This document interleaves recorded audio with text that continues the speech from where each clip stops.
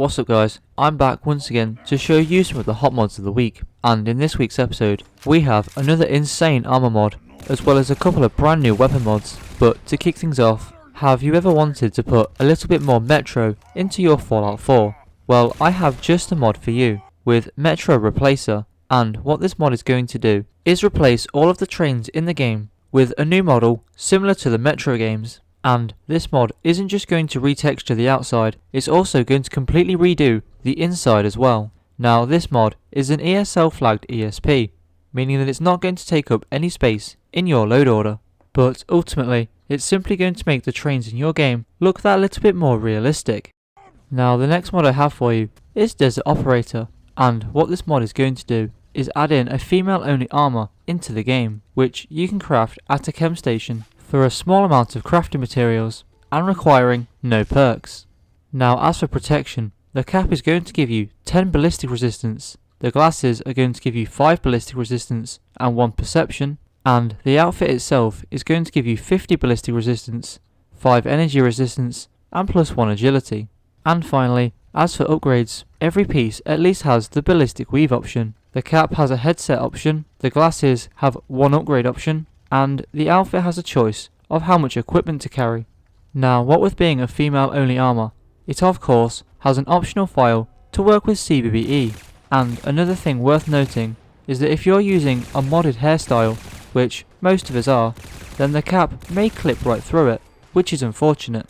But another point in this armor's favour is the outfit itself is only going to take up the chest plate slot, which leaves both arms and both legs for other armor pieces. And of course, this week's weapon mod is the IMI Uzi, and you can acquire this weapon at a chem station under the weapons Uzi section, or if you have an optional file, you can acquire this weapon from any suitable loot source after level 20, as it's added straight into the leveled list.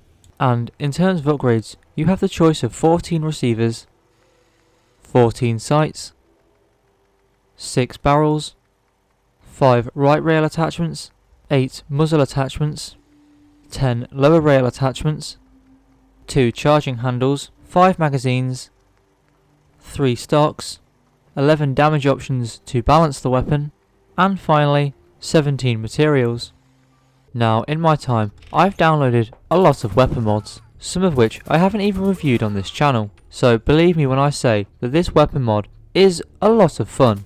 Not every weapon mod that you're going to download is going to look as amazing as this one, or even have half of the customization options. That being said, some of the best weapon mods I've ever downloaded didn't actually have that much customization, but regardless, this one does, and it's the one that we're talking about. So if you're looking for a small weapon that really packs a punch, then maybe this mod is worth a download.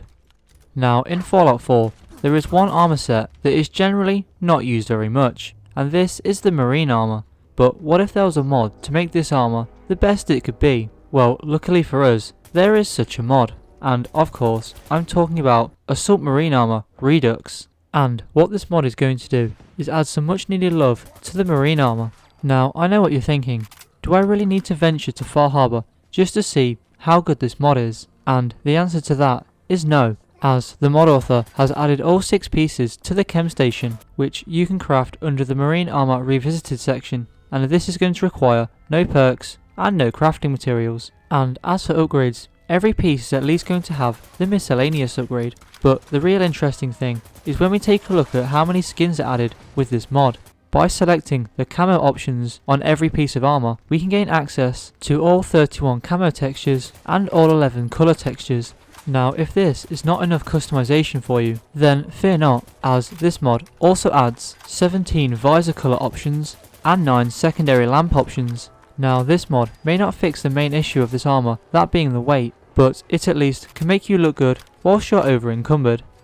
And the final weapon mod for this week's episode is the Glock 19x pistol, and after loading into the Commonwealth for the first time after installing this mod, you'll get this pop up on your screen asking how you'd like the Glock to be added into the world. And in terms of upgrades, you have the choice of an amazing 28 receivers, 2 barrels, 3 grips, 7 mags, 5 sights, 4 muzzles, 4 lower rail attachments, 3 slide materials, 3 weapon materials, and finally 6 damage options to balance the weapon. Now, if you've been around this channel for long enough, you'll know that I love small automatic weapons, and this weapon is absolutely not an exception. A lot of automatic pistol mods tend to have just that bit too much recoil, so it becomes very difficult to actually aim the thing. But this weapon strikes the perfect balance of not too easy that it becomes unrealistic, but not so difficult that it retracts from the fun.